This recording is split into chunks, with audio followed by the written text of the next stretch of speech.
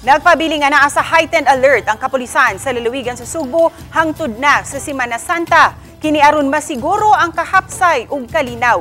Kini ang gipadayag ni Police Colonel Jovito Atanasio, Cebu Provincial Police Director.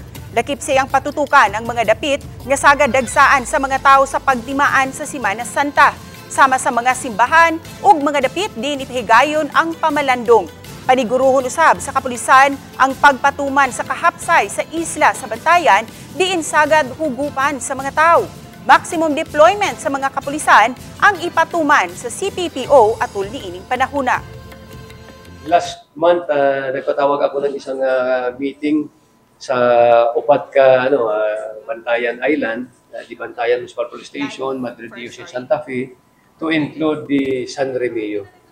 Kay nga dapat amo ginipaluntad ang seguridad sa local and foreign tourist nga mo experience sa isang higayon nga Semana Santa adto sa Bantayan Island.